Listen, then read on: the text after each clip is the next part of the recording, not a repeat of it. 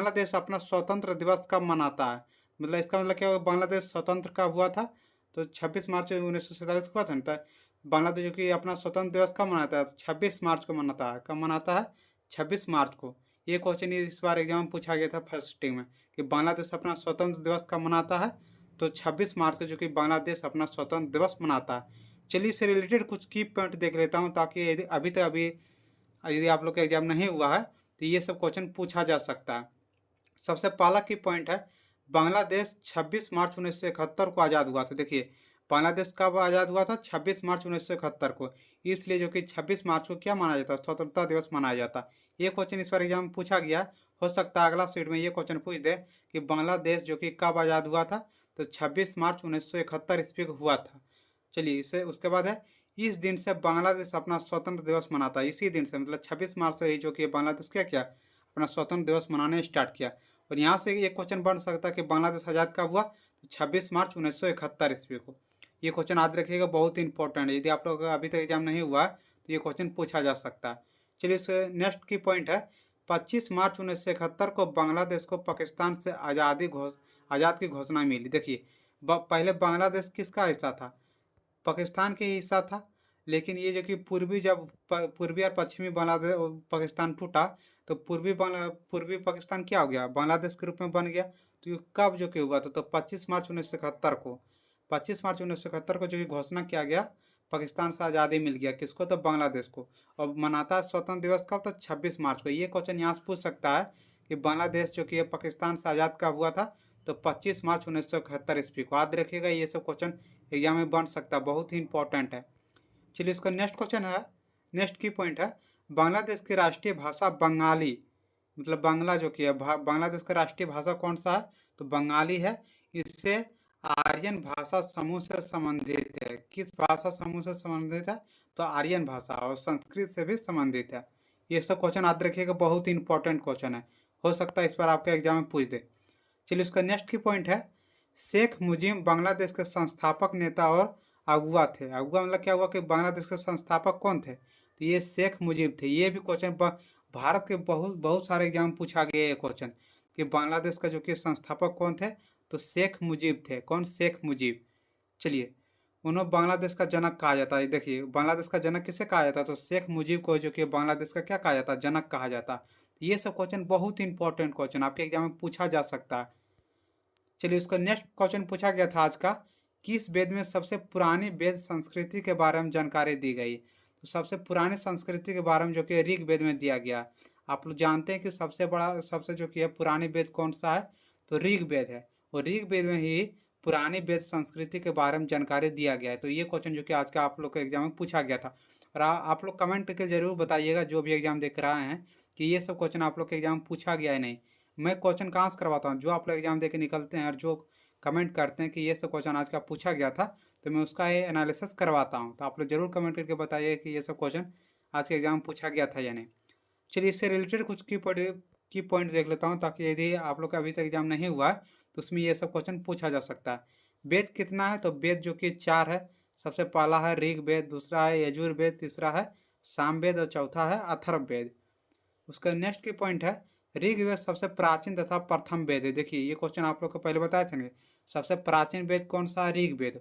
और यहाँ से क्वेश्चन और पूछ सकता है कि सबसे प्रथम वेद कौन सा है? तो सबसे प्रथम वेद भी जो कि ऋग्वेद है, और सबसे प्राचीन वेद भी जो ऋग्वेद है। ये सब क्वेश्चन याद रखिएगा, बहुत ही इंपॉर्टेंट क्वेश्चन है, बहुत बार ये सब क्वेश्चन है एग्जाम पूछा जाता है। उसका नेक्स्ट की पॉइंट है, साम वेद इस वेद का प्रमुख विषय उपासना है। देखिए, यहाँ से क्वेश्चन पूछा जाता है कि उपासना जो कि किस वेद का सबसे प्रमुख विषय है? तो किस वेद का हो जाएगा? साम वेद का। साम वेद का जो कि सबसे प्रमुख विषय कौन सा हो जाएगा? तो उपासना। याद रखिएगा, बहुत इंपॉर्टेंट क्वेश्चन, बहुत बार एग्जाम पूछा गया। चलिए, उसके बाद नेक्स्ट क्वेश्चन पूछा गया था आज का, गरबा किस राज्य के लोक नृत्य? देखिए, आप लोग को मैं कल है बताया था ना, जो एमटीएस का मैं करवा रहा था प्रैक्टिस सेट, उसमें ये क्वेश्चन बताए थे कि गरबा किस राज्य का लोक नृत्य है? तो गुजरात का। गो से गुजरात, गो से गरबा। आप लोग को मैं कल ट्रिक से बता रहे थे कि गो से गुजरात, गो से गरबा। तो गरबा जो कि किस राज्य का लोक नृत्य है? तो गुजरात का है। देखिए, आप लोग को मैं पहले भी बताया हूँ कि नृत्य से इस बार क्वेश्चन पूछा जा रहा है। हर एक सीट में जो कि नृत्य से ये क्वेश्चन पूछे जा रहे हैं, तो आप लोग नृत्य करके जरूर जाइए। यहाँ से क्वेश्चन बहुत सारे एग्जाम में क्वेश्चन बन रहा था, आप लोग जरूर करके जाइएगा नृत्य का। चलिए इससे रिलेटेड कुछ की पॉइंट देख लेता हूँ जो, ताकि आपके एग्जाम में जो होने वाला है इसमें ये सब क्वेश्चन पूछा जा सकता है। सबसे पहला असम। असम का लोक नृत्य कौन कौन सा है? बिहू है, बिछुआ है और नागा नृत्य है। इसमें दो को याद रखिएगा, असम का लोक नृत्य एक बिहू और दूसरा नागा नृत्य। ये दोनों क्वेश्चन बहुत एग्जाम पूछा गया। उसका नेक्स्ट राज्य है उत्तर प्रदेश। उत्तर प्रदेश का कौन कौन सा है? पहला है नौटंकी, दूसरा है रासलीला, तीसरा है काजरी। काजरी और नौटंकी जो कि बहुत बार पूछा गया कि उत्तर प्रदेश का लोक नृत्य कौन सा है, तो नौटंकी, रासलीला और क्या है, काजरी। उसका नेक्स्ट है राजस्थान। राजस्थान का लोक नृत्य कौन कौन सा है? तो झूलन लीला, उसका नेक्स्ट है घूमर, दूसरा है क्या है, ननी पनिहारी। पनिहारी देखिए, पनिहारी वाला बहुत बार एग्जाम पूछा गया कि राजस्थान का लोक नृत्य कौन सा है, तो पनिहारी, झूलन और लीला, घूमर। ये सब क्वेश्चन याद रखिएगा, बहुत इंपॉर्टेंट क्वेश्चन है। चलिए इसका नेक्स्ट राज्य है गुजरात। देखिए यहीं से क्वेश्चन पूछा गया। गुजरात, गुजरात का कौन कौन सा लोक नृत्य है? तो गरबा और डांडिया। डांडिया याद रखिएगा, डांडिया पहले पूछ दिया एमटीएस के एग्जाम में, तो इस बार गरबा पूछा है। तो ये इसी नृत्य से क्वेश्चन पूछा जा रहा है, आप लोग नृत्य करके जरूर जाइए। उसका नेक्स्ट राज्य है बिहार। बिहार में कौन कौन सा है? तो जटा जटिन और विदेशिया। ये दोनों जो कि बिहार का लोक नृत्य प्रमुख माना जाता है। कौन कौन सा? जटा जटिन और विदेशिया, जो कि बिहार का प्रमुख लोक नृत्य है। उसका नेक्स्ट है तमिलनाडु। तमिलनाडु का लोक नृत्य कौन सा है? तो करगट्टम। ये भी बहुत इंपॉर्टेंट है, याद रखिएगा, ये क्वेश्चन हो सकता है अगला वीडियो में पूछ दे कि तमिलनाडु का लोक नृत्य कौन सा है, तो करगट्टम, जो कि तमिलनाडु का लोक नृत्य है। चलिए उसका नेक्स्ट क्वेश्चन पूछा गया था, पंडित रविशंकर किस वाद्य यंत्र से संबंधित है? तो पंडित रविशंकर जो कि है सितार से संबंधित है। किससे है? सितार से। पूछेगा पंडित रविशंकर किस वाद्य यंत्र से संबंधित है, तो सितार से संबंधित है। चलिए कुछ की पॉइंट देख लेता हूँ जो आपके एग्जाम के लिए बहुत इंपॉर्टेंट है। यदि आप लोग का अभी तक एग्जाम नहीं हुआ है तो उसमें ये सब क्वेश्चन पूछा जा सकता है। सबसे पहला की पॉइंट है हरिप्रसाद चौरसिया। हरिप्रसाद चौरसिया किस वाद्य यंत्र से संबंधित है? तो बांसुरी। बांसुरी के लिए कौन प्रसिद्ध है? तो हरिप्रसाद चौरसिया, याद रखेगा, बहुत इंपॉर्टेंट है। उसका नेक्स्ट है पंडित रविशंकर। पंडित रविशंकर जो कि किससे संबंधित है? तो सितार से संबंधित है। सितार वाद्य यंत्र बजाने के लिए कौन प्रसिद्ध है? तो पंडित रविशंकर।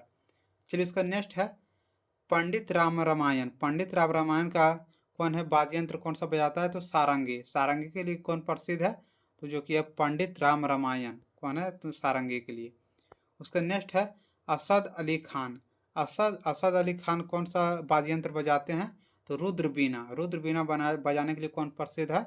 तो असद अली खान। ये सब जितना भी मैं बता रहा हूँ की पॉइंट, ये सब आप लोग करके जाइए, एग्जाम में यहीं से क्वेश्चन पूछा जाएगा। चलिए उसका नेक्स्ट क्वेश्चन पूछा गया था, चाणक्य का दूसरा नाम क्या था? तो चाणक्य का दूसरा नाम क्या था? विष्णुगुप्त। विष्णुगुप्त जो कि चाणक्य का दूसरा नाम था। देखिए और जो जो इसका उपनाम था मैं उन सभी को भी करवा दिया हूँ। सबसे पहला की पॉइंट है कौटिल्य, चाणक्य और विष्णुगुप्त। इसका कौन कौन सा नाम था? तो कौटिल्य, चाणक्य और विष्णुगुप्त। यहाँ से भी क्वेश्चन पूछा जाता, कौटिल्य वाला भी बहुत बार एग्जाम पूछा गया। तो क्या हो जाएगा? कौटिल्य, चाणक्य और विष्णुगुप्त। चलिए उसका नेक्स्ट की पॉइंट है इन्हें चाणक्य नाम अपने गुरु चाणक्य से प्राप्त हुआ था। पूछेगा कि चंद्रगुप्त चाणक्य जो कि है किसके नाम से उसका चाणक्य नाम पड़ा था? तो चाणक्य के नाम से। चाणक्य कौन था? तो उसका गुरु था। यहाँ से क्वेश्चन पूछा जाता है कि चाणक्य के गुरु का नाम क्या है? तो चनक है, याद रखिएगा, बहुत इंपॉर्टेंट है। उसका नेक्स्ट की पॉइंट है अर्थशास्त्र चाणक्य द्वारा रचित संस्था का प्रसिद्ध ग्रंथ है। देखिए यहाँ से क्वेश्चन और पूछा जाता है कि अर्थशास्त्र जो कि अर्थशास्त्र रचित कौन है? तो ये चंद्रगुप्त है, याद रखिएगा। चाणक्य जो कि है क्या है? अर्थशास्त्र रचयिता है। इसके अंदर जो कि है राज्य व्यवस्था, कृषि, न्याय, इसी सब के बारे में जानकारी दिया गया है। जो अर्थशास्त्र जो कि लेखक कौन है? तो चंद्रगुप्त, चाणक्य है। उसका नेक्स्ट क्वेश्चन पूछा गया था केंद्र की खोज सबसे पहले किसने की थे? तो केंद्र की खोज जो कि सबसे पहले रॉबर्ट ब्राउन ने किया था। किसने किया था? रॉबर्ट ब्राउन ने। ये क्वेश्चन जीव विज्ञान से पूछा गया कि केंद्र की खोज सबसे पहले किसने की? रॉबर्ट ब्राउन ने की। चलिए कुछ की पॉइंट देख लेता हूँ जो आपके एग्जाम के लिए बहुत इंपॉर्टेंट है। सबसे पहला की पॉइंट है रॉबर्ट हुक ने 1665 में कोशिका की खोज की थी। बोलेगा रॉबर्ट हुक ने कोशिका की खोज कब की थी? तो 1665 ईस्वी में जो कि कोशिका की खोज की थी रॉबर्ट हुक ने। उसका नेक्स्ट की पॉइंट है कोशिका के वैज्ञानिक अध्ययन की शाखा को साइटोलॉजी कहा जाता है। पूछेगा कोशिका के जो कि है वैज्ञानिक अध्ययन को क्या कहा जाता है? तो साइटोलॉजी कहा जाता है। चलिए उसका नेक्स्ट की पॉइंट है कोशिका का पावर हाउस माइटोकॉन्ड्रिया को कहा जाता है। बोलेगा कोशिका का पावर हाउस किसे कहा जाता है? तो माइटोकॉन्ड्रिया की। ये क्वेश्चन तो हर एक एग्जाम पूछा गया कि कोशिका का पावर हाउस किसे कहा जाता है, तो माइटोकॉन्ड्रिया को कहा जाता है। उसका नेक्स्ट की पॉइंट है, माइटोकॉन्ड्रिया की खोज अल्टमैन ने किया था। बोलेगा माइटोकॉन्ड्रिया की खोज किसने किया था, तो अल्टमैन ने किया था। उसका नेक्स्ट की पॉइंट है, कोशिका में प्रोटीन का फैक्ट्री राइबोसोम को कहा जाता है। देखिए ये बहुत इंपॉर्टेंट है। बोलेगा कोशिका में प्रोटीन का फैक्ट्री किसे कहा जाता है, तो राइबोसोम को, जो कि कोशिका में प्रोटीन का फैक्ट्री कहा जाता है। चलिए इसका नेक्स्ट क्वेश्चन है आज का, शरीर का वजन कहाँ अधिकतम होता है, तो पृथ्वी के ध्रुव पर जो कि है शरीर का वजन अधिकतम होता है। आप लोग याद रखिएगा, बहुत इंपॉर्टेंट क्वेश्चन, इस बार क्वेश्चन पूछा गया SSC MTS के। तो चलिए जितना भी अभी तक मुझे क्वेश्चन मिल सका मैं सभी क्वेश्चन का एनालिसिस करवा दिया हूँ। जिस तरह मुझे क्वेश्चन मिलते रहेगा मैं सभी क्वेश्चन का एनालिसिस करवाते रहूँगा। यदि आप लोग का अभी तक SSC MTS का एग्जाम नहीं हुआ है तो हमारे चैनल को जरूर सब्सक्राइब करके रख लीजिएगा। यहाँ पर मैं जितना भी एग्जाम होगा मैं सभी का एनालिसिस कराने वाला हूँ। इससे आप लोग अच्छे नंबर ला सकते हैं कि समझ करके किस टॉपिक से कितना क्वेश्चन पूछा जा रहा है। तो चलिए यदि आप लोग का अभी तक एग्जाम नहीं हुआ तो जरूर हमारे चैनल को सब्सक्राइब कर लीजिएगा। वीडियो लाइक शेयर और सब्सक्राइब जरूर करिए। जय हिंद जय भारत।